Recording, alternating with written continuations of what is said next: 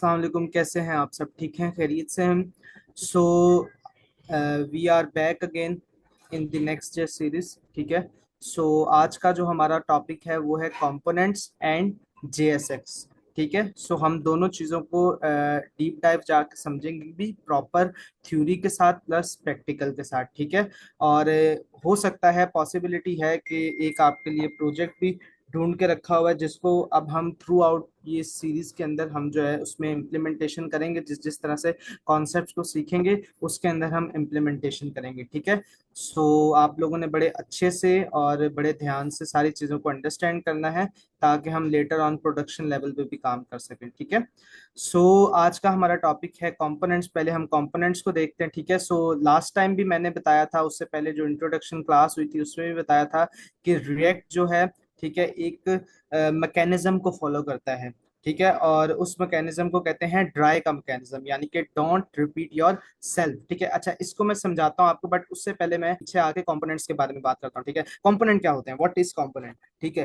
Component का मतलब होता है एक पीस। मतलब कंपोनेंट का मतलब ऐसा नहीं कि अपने आप में वो एक पूरी मुकम्मल चीज होगी। ठीक है। लेकिन जब उसको किसी के अंदर हम फिक्स करने की बात करेंगे तो वो उस चीज का एक टुकड़ा होगा, एक पीस होगा। लेट सपोज हम करते हैं कि हमारे पास एक होता है पीसी, होता है जिसको हम सीपीयू भी कहते हैं। ठीक है। अब वो एक बॉक्स होता है। अब आप लोगों ने देखा होगा कि वो तो एक पूरा एक बॉक्स है जिसको हम पीसी भी कहते हैं या हम सीपीयू भी कहते हैं। ठीक है। लेकिन उसके अंदर आपने देखा होगा रैम भी होती है, हार्ड डिस्क भी होती है, सप्लाई भी होती है, और भी बहुत सारे कंपोनेंट्स होते हैं। तो उन सब चीजों को, ये जो टुकड़े होते हैं, हार्ड डिस्क का एक अलग टुकड़ा है, ठीक है, रैम एक अलग टुकड़ा है, पावर सप्लाई एक अलग टुकड़ा है, इन सब टुकड़ों को मिला के हम क्या कहते हैं? इन ये जो इंडिविजुअली एक टुकड़ा होता है उसको हम कंपोनेंट कहते हैं। ठीक है। और वो जब सब आपस में इंटीग्रेट हो जाते हैं, आपस में आके मिल जाते हैं, तो वो एक पूरा सीपीयू क्रिएट हो जाता है। ठीक है। लेट सपोज करें कि अगर सीपीयू में रैम नहीं होगी, ठीक है, अगर सीपीयू में पावर सप्लाई नहीं होगी, तो क्या सीपीयू चलेगा? नहीं चलेगा, क्योंकि जब पावर सप्लाई नहीं होगी तो सीपीयू क्या है? तो इट्स मीन कि CPU is incomplete without power supply. ठीक है। इसी तरह से पावर सप्लाई क्या है? एक टुकड़ा है, एक कंपोनेंट है, बट जब वो सीपीयू के अंदर इंटीग्रेट होगी तो फिर ही सीपीयू जो है ना कंप्लीट होता है। ठीक है।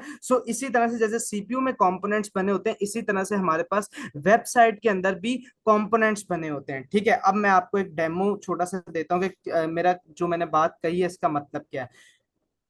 अब मैं आपको बताता हूँ। नॉर्मली देखें, लेट सपोज कर लें कि हमारे पास ये एक हमारे पास वेबसाइट है। ठीक है।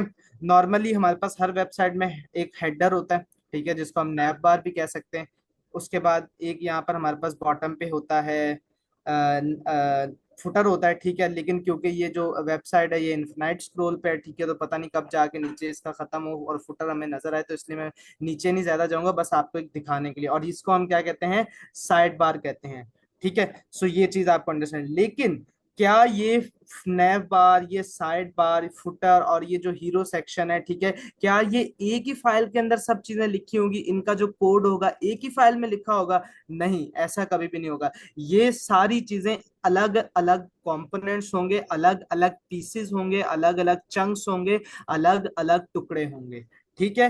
नैव बार अपने आप में एक अलग चंक होगा, साइड बार अपने आप में एक अलग चंक होगा, ठीक है, और ये हीरो सेक्शन अपने आप में एक अलग चंक होगा। लेकिन एट द एंड इन सारी जो जितने भी अलग अलग पीसीज है, अलग अलग कंपोनेंट है, ये सारे एट द एंड हम एक ही फाइल में आके इंटीग्रेट करवा देते हैं, यानी कि इंपोर्ट करवा के उनको रेंडर कर देते हैं, या कह सकते हैं आप कॉल कर देते हैं। ठीक है। तो वो सारे जो कंपोनेंट्स होते हैं वो एक ही फाइल में आके हमारे पास इंपोर्ट हो जाते हैं, इंटीग्रेट हो जाते हैं, तो वो फिर उस सूरत में हमारे पास एक कंप्लीट वेबसाइट बन जाती है। लेट सपोज करें कि ये जो नैव बार का चंक है या कह ले कंपोनेंट है, अगर मैं इसको नहीं इस फाइल के अंदर जो है रेंडर करवाऊं, तो क्या मेरी वेबसाइट कंप्लीट होगी? मेरी वेबसाइट बेशक चलेगी भी, ठीक है, सब कुछ होगी, लेकिन एक चीज की कमी होगी, विच इज नैव बार। ठीक है।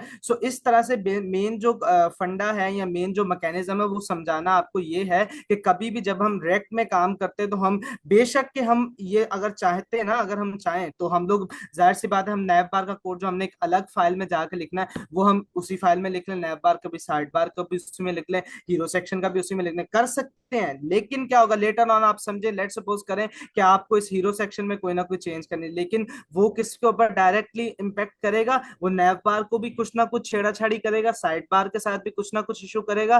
ठीक है। आपका सिर्फ एक चेंज हीरो सेक्शन में बाकी सारी चीजों को भी चेंज करके रख देगा, यानी कि उनके ऊपर वो चीज डिपेंड हो जाती है, डिपेंडेंट हो जाती हैं चीजें, टाइटली कपल्ड हो जाती हैं चीजें। ठीक है, सो इसलिए हम लोग इन सब चीजों को इंडिपेंडेंट रखने के लिए रेक्ट हमारे पास एक मैकेनिज्म लाता है जिसको हम कहते हैं कॉम्पोनेंट। ठीक है, और इन अदर टर्म्स अगर हम कहें तो इस चीज को कहा जाता है फंक्शनल टाइपिंग, यानी कि हम लोग फंक्शंस की फॉर्म के अंदर प्रोग्रामिंग करते हैं और फिर एट द एंड एक ही फाइल के अंदर, इस एक ही पेज के अंदर उन सब फंक्शंस को कॉल करवा देते हैं, या कह सकते हैं रेंडर करवा देते हैं। ठीक है, सो ये मेन जो है ना मैकेनिज्म है कंपोनेंट का। अब हम चलते हैं प्रैक्टिकल की तरफ। अगर अभी तक किसी को कोई क्वेश्चन हो, कंपोनेंट ना समझ आया हो, तो you can ask me, otherwise हम आगे चलते हैं। ठीक है, सो मैम। क्लियर के ऑप्शंस आ रहे हैं, यस क्लियर है सबको। ठीक है, ओके। ठीक है, अच्छा, तो अब हम देखते हैं कि आपको कॉन्सेप्ट एक समझा दिया, अब हम देखते हैं कि ये कंपोनेंट्स बनते किस तरह से होते हैं। अच्छा, कंपोनेंट्स इन अदर टर्म अगर कहा जाए तो सिंपल ये फंक्शंस होते हैं। ठीक है, सिंपल क्या होते हैं? सिंपल इस तरह से फंक्शंस होते हैं कंपोनेंट्स, अगर इन अदर टर्म कहें हम लोग। ठीक है, जैसे आपने सीखा होगा कि जब हम टाइपस्क्रिप्ट में काम करते हैं, ठीक है, तो हम एक चीज कहते हैं कि भाई फंक्शन जो होता है ना, फंक्शन का काम क्या होता है? फंक्शन इसीलिए बनाया जाता है कि वन टाइम बनाओ, ठीक है, एक दफा बनाओ और बार बार उसको यूज करो। इसी तरह से इसी कॉन्सेप्ट को लेते हुए रिएक्ट ने भी यही काम किया कि भाई नैव बार को ना एक दफा बनाओ। ये जो नैव बार है ना, इस नैव बार को मैं आपसे दोबारा जाता हूँ, उन्होंने कहा कि भाई एक दफा इस नैव बार को बनाओ और बाकी जितने भी पेजेस है उन सब पेजेस में इस नैव बार को क्या करो, यूज करो। मैं आपको करके दिखाता हूँ एक चीज। लेट सपोज करें कि हम आते हैं नेक्स्ट जेएस की वेबसाइट के ऊपर। ठीक है, नेक्स्ट जेएस की वेबसाइट के ऊपर आते हैं। अब देखिए यहाँ पर भी यही है कि एक नैप बार है।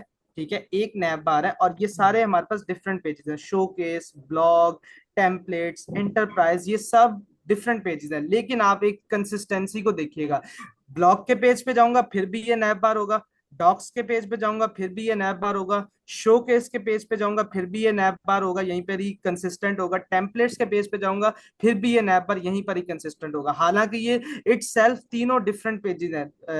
जैसे कि आप अगर यहाँ पे यूआरएल में गौर करें तो ये देखें स्लैश शो केस, यानी कि right now we are on the showcase page. ठीक है, डॉक्स पे जाऊंगा स्लैश डॉक्स, यानी कि we are on the docs page. ठीक है, तो इसी तरह से ब्लॉक एंड सो ऑन। ठीक है, सो इट्स मीन कि सारे ये pages it self different pages हैं। ठीक है, बट इनके ऊपर आप एक कंसिस्टेंसी देख सकते हैं कि जो नैप बार है ना, एक ही नैप बार बनाया हुआ और सभी पेजेस में यूज करें। और यही फायदा है कंपोनेंट्स बनाने का, यहाँ फंक्शनल प्रोग्रामिंग करने का, फंक्शनल टाइपिंग करने का। ठीक है, सो अब हम देखते हैं। अच्छा, तो अब हम आ जाते हैं फंक्शन। ये देखिए सिंपल हमारे पास टाइप स्क्रिप्ट का एक फंक्शन हमारे पास बना हुआ है। ठीक है, अब सवाल ये उठता है कि भाई ये फंक्शन चले बन गया। ठीक है, अब फंक्शन बन गया, फिलहाल के लिए मैं इसको हटा देता हूँ। ठीक है, अच्छा, तो लेट्स सपोज करें कि ये जो मेरे पास एक्सपोर्ट डिफॉल्ट है इसको मैं हटा देता हूँ। ठीक है, ये अब आपके पास सिंपल एक टाइप स्क्रिप्ट का जो है ना फंक्शन आ गया। मैं जल्दी से अपना ये वाला जो प्रोजेक्ट है इसको रन भी कर लेता हूँ ताकि साथ साथ हमें चेंजेस भी जो है नजर आते जाएं। ठीक है, npm run dev। ठीक है,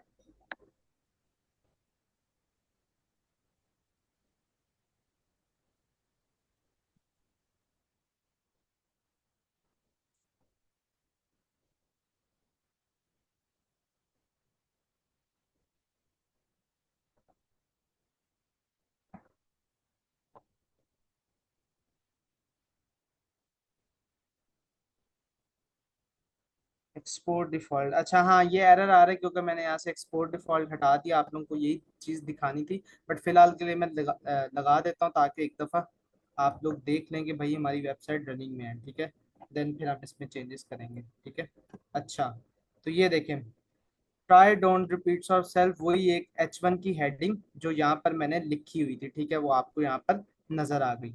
ठीक है, अच्छा, अब आप देखें ये सिंपल एक फंक्शन है, लेकिन इसमें जो हैरानगी वाली बात है वो ये चीज है एक्सपोर्ट डिफॉल्ट की। ये भाई की क्यों है, इसकी जरूरत ही क्या है? ठीक है, सो देखें, नेक्स्ट जेएस कहता है, ठीक है, कि जब भी आप, बल्कि सॉरी रिएक्ट भी ये चीज कहता है, ठीक है, कि जब भी आप कोई कंपोनेंट बनाएंगे तो इट्स इंपॉर्टेंट कि आपने उसको, लाजमी है कि आपने उसको एक्सपोर्ट भी करना है। ठीक है, मैं अगेन अपनी बात को रिपीट करता हूं, एक सेकेंड। जी, तो नेक्स्ट जेएस या रिएक्ट जेएस दोनों ये बात को कहते हैं, ठीक है, कि जब भी आपने कोई कंपोनेंट बनाना है, ठीक है, तो उसको एक्सपोर्ट भी लाजमी करना है। उसकी वजह ये है कि जाहिर सी बात है कि जब आप उस कंपोनेंट को एक्सपोर्ट करेंगे, ठीक है, आपने पढ़ा होगा एक्सपोर्ट एंड इंपोर्ट स्टेटमेंट जो होती हैं टाइपस्क्रिप्ट में, आपने यकीनन पढ़ी होंगी जब आप मॉड्यूल्स का चैप्टर पढ़ रहे होंगे, ठीक है। सो उसमें यही चीज होती है कि एक्सपोर्ट को इसीलिए किया जाता है ताकि यहाँ से अगर इस पेज डॉट टीएसएस की फाइल से मैं इसको एक्सपोर्ट करूं, ठीक है, सो फिर मैं इसको कहीं और जो है इंपोर्ट कर सकूं, किसी और फाइल में इंपोर्ट कर सकूं, ठीक है। तो इसलिए एक्सपोर्ट करना लाजमी है कंपोनेंट को जब भी आपने बनाना है, ठीक है। अच्छा, अब क्या एक्सपोर्ट डिफॉल्ट करना लाजमी है? सिंपल एक्सपोर्ट कर दे तो उससे भी काम चले। तो लेट्स सी, देखते हैं। मैंने सिंपल एक्सपोर्ट किया, अब देखते हैं कि हमारी ये वेबसाइट काम कर रही है या नहीं कर रही। ये देखें, यहाँ पर मेरे पास एरर आ गया, एरर आ गया मेरे पास। ये देखें यहाँ पर एरर, और एरर में क्या लिखा हुआ है? एरर क्या दे रहा है? The default export is not a react component in page slash, slash का मतलब है ये वाला पेज, ठीक है, होम पेज, ठीक है, at promise at async promise dot all. तो इसका बेसिक मतलब ये है कि वो ये कह रहा है कि भाई आप यहाँ से इसको एक्सपोर्ट डिफॉल्ट करो। क्या करो? एक्सपोर्ट डिफॉल्ट करो, ठीक है। तो फिर मैं इसको एक्सेप्ट करूंगा एज अ पेज, ठीक है। ये देखें, आपने देख लिया, लेकिन अब ये चीज गौर से सुनने वाली है। ये राइट नाउ हम किस फाइल में काम करें? पेज डॉट टीएसएक्स की फाइल में काम करें, ठीक है। सो लास्ट टाइम जो हमारा प्रीवियस क्लास है, अगर आप लोगों ने नहीं देखी तो आप लाजमी वो देखिएगा। हमारे यहाँ पे आपको आई बटन के अंदर वो क्लास जो है मिल जाएगी, तो आपने लाजमी उसको अटेम्प्ट करना है, ठीक है।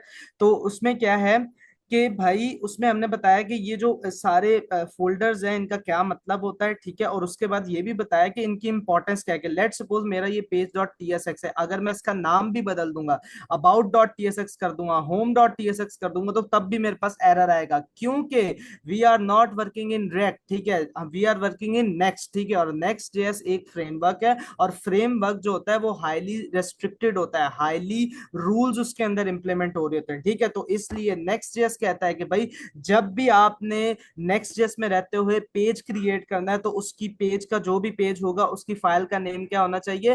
पेज डॉट टीएसएक्स होना चाहिए। अच्छा, आगे जाके हम इसके बारे में पढ़ेंगे कि नेक्स्ट जेएस में जो फाइल बेस्ड राउटिंग सिस्टम होता है ये क्या होता है, ये इस पूरे मैकेनिज्म को, पेजेस के दरमियान नेविगेशन होना, एक पेज से दूसरे पेज पे जाना, पेज की क्रिएशन होना, ये हम पढ़ेंगे राउटिंग के चैप्टर के अंदर। तो मोस्ट प्रोबेबली जो हमारी नेक्स्ट क्लास होगी या उससे जो नेक्स्ट क्लास होगी उसके अंदर हम वो कॉन्सेप्ट को पढ़ेंगे। तो जब आप वो कॉन्सेप्ट पढ़ेंगे तो आपके सारे क्वेश्चंस जो है ना रिलेटेड टू पेजेस वो क्लियर हो जाएंगे। बट अभी के लिए ये चीज आप याद रखें कि जब भी पेज डॉट टीएसएक्स के अंदर आपने किसी कंपोनेंट को या किसी फंक्शन को बनाना है, ठीक है, तो उसको आपने क्या करना है? एक्सपोर्ट डिफॉल्ट करना है। उसकी वजह यह है कि जब हम नेक्स्ट जेएस में काम करते हैं तो नेक्स्ट जेएस कहते हैं कि जब आपने पेज डॉट टीएसएक्स की फाइल के अंदर जो आपने कंपोनेंट बनाया है, जब उसको आपने एक्सपोर्ट करना है तो एक्सपोर्ट डिफॉल्ट करना है। But on the other hand, ठीक है, अगर हम नॉर्मली जो है एक सिंपल कंपोनेंट बनाए, अब सिंपल कंपोनेंट कैसे बनता है वो भी हम देखते हैं। फिलहाल के लिए मैं इसको क्लोज कर देता हूँ यहाँ से, इस तरह से, ठीक है, इसको मैं क्लोज कर देता हूँ, ठीक है।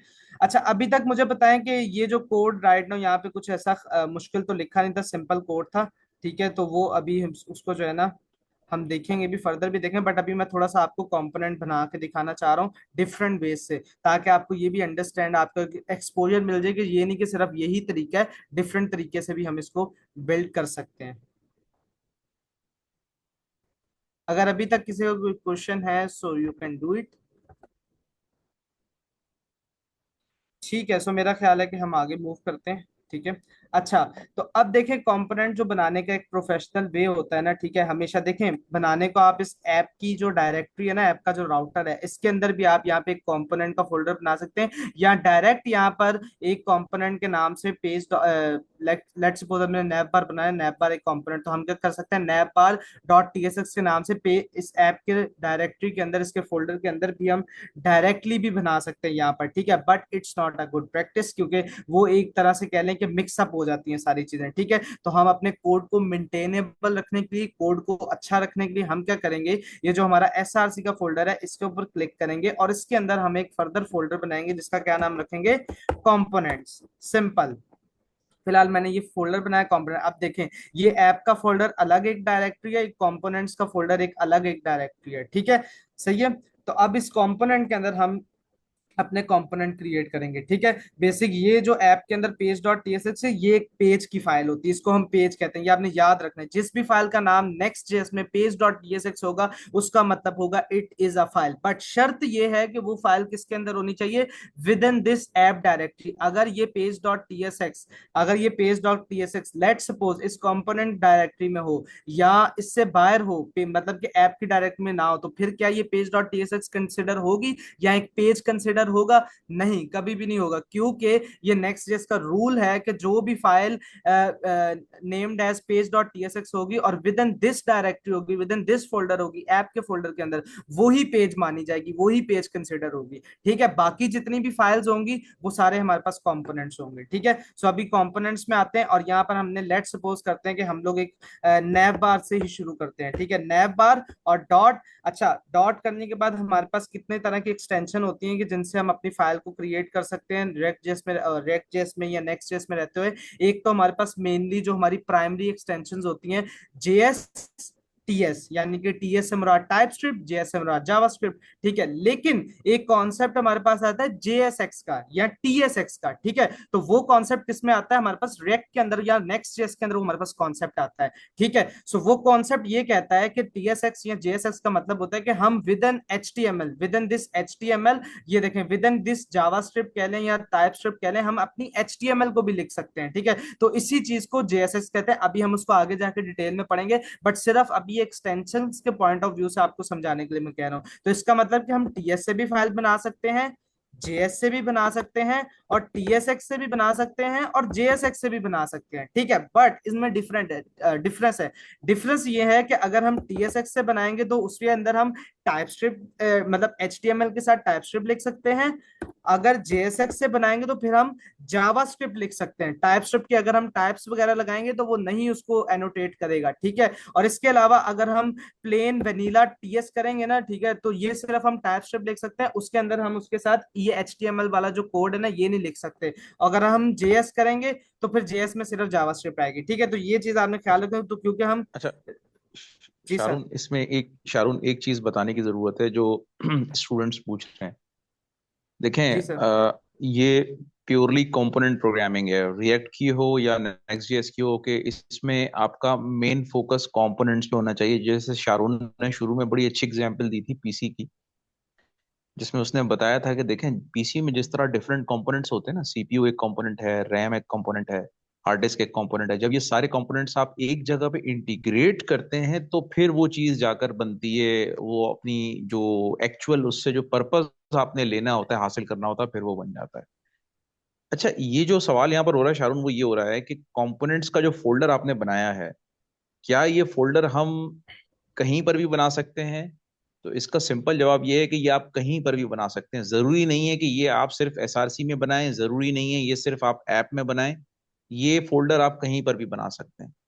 लेकिन जैसे शारून ने बताया कि इस फोल्डर को जो बेस्ट रिकमेंडेड प्रैक्टिस होती है वो ये होती है कि आप इसको ऐप के फोल्डर या ऐप राउट में ना बनाएं अपने, यानी आपकी जो मेन डायरेक्टरी है ना ऐप की, उसमें ना बनाएं, इसको उससे बाहर निकालें। ठीक है, या एसआरसी में बना लें या फिर उसको मेन रूट पे भी बना सकते हैं, तो ये आपके पास चॉइस है। ठीक है, अभी जो शारून समझा रहे हैं वो एसआरसी के अंदर इस कंपोनेंट के फोल्डर को बना के आपको समझा रहे हैं। शारून, मेरा एक छोटा सा मशवरा है, अगर आप मानना चाहें, वरना जी सर। एज यू विश, ये इससे भी हो जाएगा, ये भी आप सही करें कि अगर हम इसको कंपोनेंट के फोल्डर को एसआरसी से भी बाहर निकाल के बिल्कुल रूट पे बना दें तो ओके कैसा सर। है? ओके सर, रूट पे भी आ जाएगा। ठीक है, मैं इसको क्लोज करता हूँ और आप देखिए मेरे पास ये कंपोनेंट अगर का अगर फोल्डर हम, शारून रूट पे आपको आ आवाज गया। आ जी रही है सर। मेरी, शारून?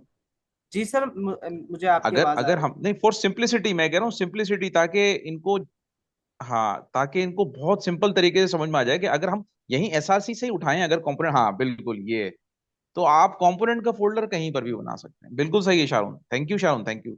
जी, तो देखिए हमने कंपोनेंट का फोल्डर सिंपली यहाँ पर बना लिया एसआरसी पे बाहर। ठीक है, तो अब जो है मैं यहाँ पर अपने पास करता हूँ नैव बार। ठीक है, जो भी हमारा कंपोनेंट होगा उसी नेम से हम फाइल क्रिएट करेंगे और डॉट टीएसएक्स क्रिएट करेंगे, क्योंकि right now we are using TypeScript. ठीक है, सही है। अच्छा, एक आपको एडिशनल टिप भी देता चला जाऊं कि क्योंकि हमने इसके अंदर सारी कंपोनेंट प्रोग्रामिंग ही करनी होती है, फंक्शनल प्रोग्रामिंग ही करनी होती है, ठीक है। तो इसलिए हमारे पास रिएक्ट ने ना बहुत सारी एक्सटेंशन दी हुई हैं, ठीक है, जिसके थ्रू हम इजीली इन वन शॉट जो है हम अपने कंपोनेंट को क्रिएट कर सकते हैं, ठीक है। सो वो मैं एक्सटेंशन आपको अभी बता देता हूँ, ठीक है। एक सेकंड, मुझे अगर उसका नेम एग्जैक्टली याद हो तो ES7, आई थिंक सो। जी, ये वाली एक्सटेंशन है, ठीक है। ES7, ठीक है। ये वाली आप जैसे सर्च करेंगे ना, ES7 रिएक्ट, तो ये वाली एक्सटेंशन आपने अपने पास कर लेनी है डाउनलोड। इससे क्या होगा, ये इससे ये होगा आपको बेनिफिट, एक सेकेंड। इससे आपको बेनिफिट होगा कि जैसे आप यहाँ पे आके RAFC करेंगे, तो इसका क्या मतलब है, रिएक्ट एरो फंक्शन कंपोनेंट, ठीक है। Component export, react arrow function export component, ठीक है। तो ये इसका जैसे आप ये करके एंटर करेंगे तो ये देखें आपके पास बना बनाया इस तरह से कंपोनेंट मिल जाएगा, ठीक है। और अगर आप चाहें तो मैं आपको मैनुअली भी बना के दिखा सकता हूँ, ठीक है। सिंपली हम करते हैं फंक्शन, फंक्शन का नेम रखेंगे क्योंकि right now we are creating a nav bar, तो मैं फंक्शन का नेम भी नैव बार रखूंगा और सिंपल इस तरह से इसको ओपन कर दूंगा, ठीक है। और ये चीज का आपने ख्याल रखना है, ठीक है, कि जब आपने नेक्स्ट के अंदर या रिएक्ट में काम करना है तो जो भी फंक्शन का नेम का फर्स्ट लेटर होगा इट शुड बी कैपिटल, ठीक है। जो फंक्शन के लेटर का फंक्शन के नेम का फर्स्ट लेटर होगा वो कैपिटल होना चाहिए। ये एक कन्वेंशन है, ठीक है। और कन्वेंशन नहीं बल्कि रूल भी, अगर वो होगा ना, अगर स्मॉल होगा तो फिर जब हम लेटर ऑन उसको वहां पे जाके इंपोर्ट करके कॉल करेंगे तो फिर वो हमारे लिए मुश्किल क्रिएट करेगा। तो इसलिए पहला तो रूल ये आ गया, ठीक है, कंपोनेंट को जब क्रिएट करना है, ठीक है। अच्छा, कंपोनेंट को क्रिएट कर दिया, ठीक है। अब हमने क्या करना होता है कि जब भी आपने इसके अंदर कंपोनेंट को क्रिएट करना है तो ठीक है, तो हमने एक चीज को रिटर्न करना है। और वो रिटर्न क्या करना होता है, हमने क्योंकि हमने देखे कौन सी फाइल बनाई है, TSX, तो इसका मतलब हमने क्या रिटर्न करना है, TSX को रिटर्न करना है। और TSX क्या है, यानी कि in simple term type strip and HTML, ठीक है। टाइप स्ट्रिप एंड HTML को हम जो है ना रिटर्न करेंगे। कैसे करेंगे देखते हैं। हम सिंपल रिटर्न का ये लगाएंगे, ठीक है। रिटर्न की एक कीवर्ड लगाएंगे, ठीक है, आगे ब्रैकेट लगाएंगे और इसके अंदर अब हम फर्दर कोड करेंगे। अगर देखिए मैं इस पर हॉवर करूं तो मेरे पास एरर आ रहा है, ठीक है। एरर क्या आ रहा है, एक्सप्रेशन एक्सपेक्टेड। बेसिकली इसका मतलब यही है कि आप जो है ना JSX को रिटर्न करो। तो JSX का क्या मतलब है या TSX का मतलब है कि हम यहाँ पे HTML को रिटर्न करेंगे। ये देखिए इस तरह से H1 लिखा और मैं यहाँ पे लिख देता हूँ हेलो टेकवर्स 51, ठीक है। सही है। और अब देखें ये कंपोनेंट बन लिया। अब हम इसको क्या करते हैं, अब हम इसको अपने पास यहाँ पर जो है, अभी इसके अंदर एक प्रॉब्लम है। अगर कोई इसको जो है ना कर लेगा, आइडेंटिफाई कर लेगा, तो you can mention it in comment, ठीक है। सो मैं बेसिकली उसको रियल टाइम में दिखाना चाह रहा हूँ, इसलिए मैंने उसको जो है ना यहाँ पर सही सही नहीं अभी किया। मैं यहाँ पर दिखाऊंगा अभी आपको कि क्या प्रॉब्लम है वो, ठीक है। तो फिलहाल के लिए मैं इसको हटा देता हूँ, सही है। सिंपल यहाँ पर एक डिव लगाता हूँ, सही है। और डिव के अंदर जो है यहाँ पर आके मैं क्या करता हूँ, अब मुझे करवाना है, क्या करवाना है, मेरा नैव बार का जो कंपोनेंट है ना उसको मुझे क्या करवाना है, एक तरह से इंपोर्ट करना है। तो पहले मैं यहाँ पे इंपोर्ट करता हूँ इसको, ठीक है। इंपोर्ट, ठीक है, इंपोर्ट करना है भाई, ठीक है जी। इंपोर्ट करना है, मैं करता हूँ नैव बार, ठीक है। लेकिन देखिए मेरे पास यहाँ पर फ्रॉम करूंगा और आगे कोई मेरे पास ऑप्शन, अगर मैं, एक सेकेंड,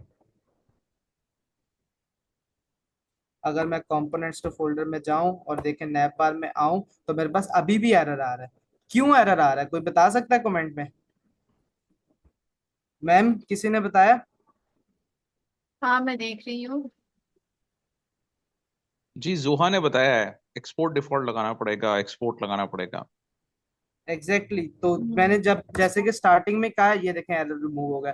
जैसे कि मैंने स्टार्टिंग में कहा कि जब भी कंपोनेंट को आपको बनाना है तो जाहिर सी बात है कि उसको कहीं जिस फाइल में आप बनाएंगे वहां से आप उसको एक्सपोर्ट करेंगे तो अपनी किसी अदर पेज के अंदर या किसी अदर फाइल में उसको इंपोर्ट कर पाएंगे ना। जैसे कि जब आपने टाइपस्क्रिप्ट को सीखा होगा तो उसमें मॉड्यूल्स का, मैं अगेन रिपीट कर रहा हूँ कि उसमें यही बेसिक सिखाया जाता है, एक्सपोर्ट एंड इंपोर्ट स्टेटमेंट्स के बारे में, ठीक है। सो इसीलिए जब भी आपने कंपोनेंट को बनाना है उसको एक्सपोर्ट लाजमी करना है, ठीक है। लेकिन देखें मैंने यहाँ पर इसको एक्सपोर्ट डिफॉल्ट नहीं किया, ये भी मैं आपको बताता हूँ क्यों नहीं किया, ठीक है। जैसे कि यहाँ पर तो मैंने किया बट यहाँ पर नहीं किया, और देखें अदरवाइज फिर भी उसके ये चलेगा। अब देखें जैसे ही मैंने अपने पास किया उसको यहाँ से एक्सपोर्ट, तो मेरे पास नैप बार भी आ गया और इसी नैप बार को मैं यहाँ पे क्या करवा दूंगा बेसिकली। अच्छा, मैं इसको इन ट्रेडिशनल टर्म करके दिखाता हूँ, जैसे हम नॉर्मली फंक्शन को कॉल करते हैं इस तरह से हम करते हैं नॉर्मली फंक्शन को कॉल, ठीक है। इसी तरह से करते हैं ना हम नॉर्मली फंक्शन को कॉल, ठीक है। लेकिन जब हम रिएक्ट के अंदर काम करते हैं, ठीक है, तो रिएक्ट के अंदर एक चीज होती है कि हमने रिएक्ट के अंदर किस तरह से फंक्शन को कॉल करना है। जैसे हम समझ लें HTML का एक टैग को हम क्रिएट करते हैं ना, ठीक है, इसी तरह से हमने अपने फंक्शन को भी यहाँ पे कॉल करना है। कैसे? ओपनिंग ओपनिंग एंगल ब्रैकेट लगाएंगे अपने कंपोनेंट के, ये देखिए मेरे पास सजेशन आ गया नैप बार, ये लगाऊंगा, ठीक है, और इसको मैं यूं कर दूंगा, ठीक है। अब देखिए मेरे पास ऑटोमेटिकली एक क्लोजिंग टैग भी आ गई, ये इसका ओपनिंग टैग, ये इसका क्लोजिंग टैग। अच्छा, इसका अनदर वे क्या है कि मैं अगर क्लोजिंग टैग नहीं लगाना चाहता, वो मतलब उस तरह से नहीं करना, तो मैं यहाँ पे एक स्लैश भी लगा सकता हूँ, ठीक है। तो ये भी एक समझ लें ओपनिंग एंड क्लोजिंग को शो कर रहा होता है, ठीक है। अभी आगे जाके जब हम JSX को अभी पढ़ते हैं ना, बस इसके बाद JSX को पढ़ेंगे, ठीक है, तो उसमें मैं आपको बताऊंगा कि क्लोजिंग टैग लगाना क्यों लाजमी है। जैसे कि हमारे पास बहुत सारे एलिमेंट्स होते हैं, जैसे कि IMG अगर टैग देखा जाए तो ये एक जो है एम्प्टी एलिमेंट है। एम्प्टी एलिमेंट से मुराद किसका क्लोजिंग टैग नहीं होता, बट जब हम डायरेक्ट में या नेक्स्ट में काम करते हैं तो इसका क्लोजिंग टैग लाजमी है, ठीक है। सो अभी हम देखते अच्छा, हैं आगे चल शारून के। शारून एक जी सर। क्वेश्चन ये आया है, शारून एक क्वेश्चन ये आया है कि नेव बार को एक दफा दोबारा से नेव जो कंपोनेंट में आपने नेव बार का कोड लिखा है ना, उसको सिर्फ एक दफा दिखा दें इनको। ओके ओके, एक ये देखिए क्वेश्चन आया, उनको सिंपल। समझा दें एक दफा। कंपोनेंट में जो आपने नेव बार का कोड लिखा है, उसको एक दफा समझा दें बस। ओके। अच्छा देखिए, सिंपल कुछ भी नहीं है, ये एक फंक्शन है, बेसिक फंक्शन है। उसके अंदर मैंने सिंपल रिटर्न की स्टेटमेंट को यूज किया, और रिटर्न के अंदर सिंपल मैंने एक H1 की हेडिंग को रिटर्न किया, विच इज हेलो टेक्पर्स 51। अच्छा, अगर अभी आपको ये चीज का एक शौक हो रहा है कि भाई हम ये तो एक बेसिकली टाइप स्क्रिप्ट का या जावा स्क्रिप्ट का फंक्शन है, तो इसके अंदर हम HTML कैसे रिटर्न कर सकते हैं, ये तो पॉसिबल ही नहीं है। तो यही चीज को मैं आपको बार बार डिफाइन करूँ कि ये जो हमारे पास एक स्पेशल सिंटेक्स है रिएक्ट जेएस के अंदर या नेक्स्ट जेएस में रहते हैं, उसको हम कहते हैं JSX, या अगर टाइप स्क्रिप्ट होगी तो उसको हम क्या कहेंगे, TSX। और उसका मतलब ही ये है कि हम टाइप स्क्रिप्ट को और HTML को एक साथ मिला के लिख सकते हैं, ठीक है। फिर भी अगर आपको कोई कंफ्यूजन है कि ऐसा क्यों है, पहले ऐसा तो नहीं था, ये तो फिर हमारी जो फर्स्ट क्लास है इसी सीरीज की, जो सबसे पहली बिगनिंग वाली क्लास है, उसमें हमने बड़ी डिटेल में समझाया है कि इसका बिहाइंड द सीन क्या फिनोमिना है, कि पहले क्या था और अब क्या चीज है। और अगर ये जो बेसिक कॉन्सेप्ट है JSX का, ये अभी हम लोग सीखेंगे, जैसे कंपोनेंट्स हमारा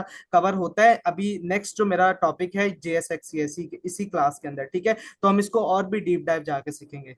जी, अगर अभी भी फर्दर नहीं समझ आया तो you can ask me. Sir may I continue? अच्छा अच्छा, एक क्वेश्चन चले, मैं करता हूँ शारून से। शारून, एक क्वेश्चन ये बताएं कि यहाँ पर आपने डिफॉल्ट क्यों नहीं लिखा कंपोनेंट में? ठीक है, मैं आपको बता देता हूँ सर, एक सेकेंड।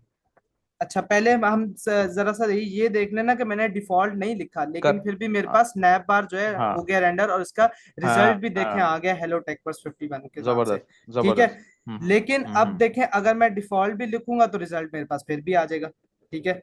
एक सेकेंड, ये देखें, डिफॉल्ट डिफॉल्ट भी मैं लिखूंगा तो, एक सेकेंड, अब यहाँ पर बेसिकली इसलिए आ रहा है क्योंकि जब हम एक्सपोर्ट डिफॉल्ट करते हैं तो हम इस तरह से उसको इंपोर्ट करते हैं, ठीक एग्जैक्टली है। एग्जैक्ट, हाँ। ठीक है। अच्छा, सो अब जब, जी सर। हाँ, सही है, बिल्कुल सही है शारून। यहाँ समझाने की ये जरूरत है कि जो मैं समझता हूँ कि इस तरह से शायद इनको आसानी से समझ आ जाए कि आप एक फाइल के अंदर, जब आप एक फाइल के अंदर होते हैं TSX में, तो उसमें एक वक्त में एक ही फंक्शन को आप एक्सपोर्ट डिफॉल्ट कर सकते हैं। क्योंकि नेववार जो है वो एक सेपरेट फाइल के अंदर है, तो वहां पर आपको नेक्स्ट जेएस अलाउ करता है कि वहां पर आप उसको एज अ एक्सपोर्ट डिफॉल्ट भी यूज कर सकते हैं, बशर्ते ये कि वो सिंगल फंक्शन ऐसा हो जिसपे एक्सपोर्ट डिफॉल्ट हो रहा हो। ठीक है। जी बिल्कुल, सर ने सही बताया कि मैंने वही चीज पहले भी रिपीट की थी कि जब हम पेज पेज बनाएंगे, पेज क्रिएट करेंगे, तो उसमें लाजमी है कि हमें एक्सपोर्ट डिफॉल्ट ही करना है। क्यों? क्योंकि देखें, एक पेज की फाइल के अंदर एक ही पेज हम रिटर्न करवा रहे होंगे, एक ही मेन हमारा, ये देखें, अगर हमारा होम पेज है ना, इसका मैंने नाम होम रखा हुआ है, ठीक है, तो ये एक ही पेज रिटर्न हो, ऐसा नहीं होगा कि इसमें मैं मल्टीपल फंक्शन करवा रहा हूँ रिटर्न। तो इसीलिए हम यहाँ पे एक्सपोर्ट डिफॉल्ट ही करेंगे, और नेक्स्ट जेएस की ये रिक्वायरमेंट है, ठीक है, एक तरह से समझना, ठीक है। लेकिन जब हम कोई कंपोनेंट करते हैं, ठीक है, तो उसके अंदर हम एक फाइल में मल्टीपल कंपोनेंट भी रिटर्न कर सकते हैं, तो इसलिए हमें नेक्स्ट जेएस या रिएक्ट जेएस एक फ्लेक्सिबिलिटी प्रोवाइड करता है कि हम एक्सपोर्ट भी यूज कर सकते हैं, सिंपल एक्सपोर्ट, और चाहे तो एक्सपोर्ट डिफॉल्ट भी कर सकते हैं, इट्स डिपेंड अपॉन अस, ठीक है। सो इसलिए हम एक्सपोर्ट डिफॉल्ट भी कर सकते हैं और एक्सपोर्ट भी कर सकते हैं, सिंपल, ठीक है। सो सर अच्छा, एक और जी सर। एक क्वेश्चन शारून और है। अभी मैं ये थोड़ा सा, इसलिए मैं क्वेश्चन क्या है ये रिपीट इसलिए मैं कर रहा हूँ कॉन्सेप्ट को, ताकि ये इनको एक बच्चों को ना ये क्लैरिटी आनी चाहिए क्वेश्चन के साथ कि अच्छा देखें, अभी शारून ने जो फंक्शन बनाए हैं, एक शारून ने फंक्शन लिखा होम का फंक्शन, और एक फंक्शन शारून ने लिखा नैवबार का फंक्शन। इन दोनों फंक्शंस में फर्क क्या है? क्या मैं नैवबार को एक्सेस कर सकता हूं वेबसाइट से जाकर, वेब पेज से जाकर? और क्या मैं होम को, तो मुझे नजर आ रहा है कि होम को तो मैं बड़ा आसानी से एक्सेस कर रहा हूं, लेकिन क्या मैं नैवबार को अगर इंडिपेंडेंटली उस फंक्शन को एक्सेस करना चाहूं ऑन द वेबसाइट और फ्रॉम द वेब, तो क्या मैं कर सकता हूं अपने ब्राउजर से जाके? शारून जरा बताइए, कि पूछिए जरा, ये कर सकते हैं? ये पॉसिबल है ऐसा करना? जी सर, मैं अच्छा सर, मैं पूछूं या बताऊं? नहीं, पहले पूछना पड़ेगा स्टूडेंट्स को, ये तो समझें कि इनको क्या ये चीज ये अंडरस्टैंड कर रहे हैं कि ये पेज पे जो आपका डिस्प्ले हो रहा है, जो आउटपुट आपकी आ रही है, जी सर। उसका रीजन क्या है? जी सर, और आप एग्जैक्टली। जब एक्यूमुलेट कर रहे हैं, जी जी, कोई बता सकता है? शारून एक सेकंड रुकिएगा, पूछिएगा जरा स्टूडेंट से। कोई स्टूडेंट कोई बता सकता है? माइक अगर कोई बोले तो हैंड रेज करें, उनको हम बताते हैं, क्योंकि बड़ी बुनियादी चीज है, बहुत आसान चीज है, लेकिन बहुत बुनियादी चीज है, बहुत ही फंडामेंटल चीज है। अक्सर स्टूडेंट्स जो है इसमें मिस्टेक करते हैं। अच्छा चलें, आप ही बता दें, शारून आप ही बता दें, आप ही एक्सप्लेन करें।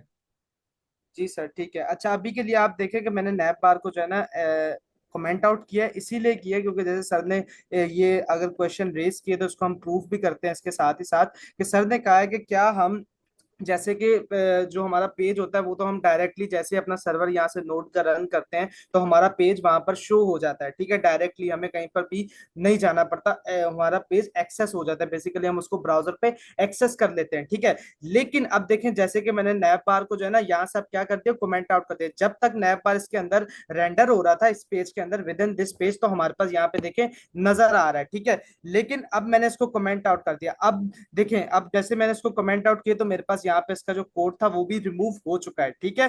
तो अब आप मुझे बताएं कि अगर मुझे स्नैप बार को यहाँ पे एक्सेस करना तो मैं किस तरह से एक्सेस करूं इसको, ठीक है। तो इसका जवाब ये है कि मैं इसको यहाँ पे डायरेक्टली एक्सेस नहीं कर सकता। क्यों? उसकी वजह ये है कि ये एक कंपोनेंट है, it's not a page itself, ठीक है। जो ब्राउजर पे हम एक्सेस कर सकते हैं वो पेज को एक्सेस कर सकते हैं, उसके अंदर फिर जाहिर सी बात है जितने भी पेज के अंदर, पेज के अंदर हमने जितने भी कंपोनेंट्स इंटीग्रेट किए होंगे वो ऑटोमेटिकली जो है यहाँ पर हमारे पास शो हो जाएंगे। बट अगर हम कहें कि भाई यहाँ से हम जो है ना नैप बार को हटा के हम जो है ना डायरेक्टली यहाँ पे ब्राउजर पे एक्सेस, तो इट्स नॉट पॉसिबल।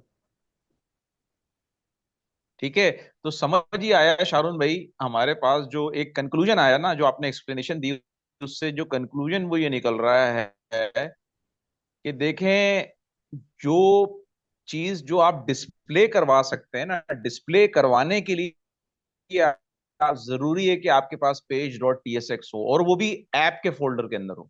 ठीक है, आपके पास पेज डॉट टीएसएक्स का होना जरूरी है, और वो भी ऐप के फोल्डर में होना जरूरी है। तब आप किसी भी आउटपुट को पेज पे, वेब पेज पे, जिस तरह शारून ने एक्सेस करके आपको दिखाया, आगे जाके इसको राउटिंग में और अच्छी तरीके से समझाया जाएगा, लेकिन वो आगे का कॉन्सेप्ट है। अभी तक यहां पर अपने कॉन्सेप्ट को यहां तक रखें कि पेज डॉट टीएसएक्स होना जरूरी है अगर आपने वेब पेज पे कोई चीज दिखानी है, ब्राउजर में कोई चीज दिखानी है, आउटपुट भेजनी है। ठीक है, और वो पेज डॉट टीएसएक्स भी कहां होनी चाहिए? वो ऐप के फोल्डर में होनी चाहिए। ऐसा नहीं कि उसको आपने कंपोनेंट के फोल्डर में बना दिया या एसआरसी के फोल्डर में बाहर जाके, नहीं, वो होगी तो ऐप के फोल्डर में होनी चाहिए। ठीक है Sharone, thank you. Ji sir, ठीक है। सो अब सर मेरा ख्याल है कि जो इसमें कंपोनेंट्स में प्रॉप पासिंग वगैरह होती है वो थोड़ा सा जो है ना इस लेवल पे थोड़ा सा डिफिकल्ट हो जाएगा। इससे पहले जेएसएस को समझाते हैं थोड़ा सा डीप डाइव जाके, बिल्कुल देन फिर बिल्कुल। अगर टाइम हाँ, हुआ तो हम उस पर मूव टाइम हो करेंगे, तो हम नहीं तो समझाएंगे। नेक्स्ट अच्छा क्लास नहीं, शारून, मेरी जस्ट। मेरी आपको एक रिक्वेस्ट ये होगी, बिल्कुल आपने सही आइडेंटिफाई कर लिया, प्रॉब्लम को भी सही आइडेंटिफाई कर लिया कि स्टूडेंट्स को जो समझने में एक इशू आ रहा है ना वो ये है। अच्छा, सिर्फ हम ये करें ना, अगर खाली डिफरेंट कंपोनेंट्स बनाएं शारून, सिर्फ आज का काम इतना रखेंगे, सिर्फ कंपोनेंट्स बनाएं। अभी नेव बार बनाएं, आप फुटर भी बनाएं, यहाँ पर आप ठीक बॉडी है। भी बनाएं, कंटेंट भी बनाएं, आप लेफ्ट लेफ्ट बार भी बनाएं, आप राइट बार भी बनाएं। आप सारी चीजें बना के इनको सिर्फ यहाँ पे एडजस्ट करके दिखाएं कि देखें ये एडजस्टमेंट होती कैसे। ठीक है, ठीक है। ताकि एक ये इनका आइडिया क्रिएट हो जाए कि हाँ यार, हमने जो डिफरेंट हमारे पेज के कंपोनेंट्स हैं वो हम कैसे बनाएंगे, और उनको फिर कॉल कैसे करेंगे पेज टीएसएक्स में, ताकि वो वेब पेज पे डिस्प्ले हो सके। ठीक है। ठीक है। अच्छा, हम जल्दी से जो है ना इसका फिर यहाँ ठीक पर है, जो है थैंक ना यू मैं, शाहरुख, थैंक जी सर, यू। इसका मैं नाम जो है हेलो टेकवर्स 51 है, क्योंकि नैप बार है ना, तो नैप बार यहीं पे ऊपर ही आएगा। ठीक है, तो इसका मैं नाम यही रहने देता हूँ।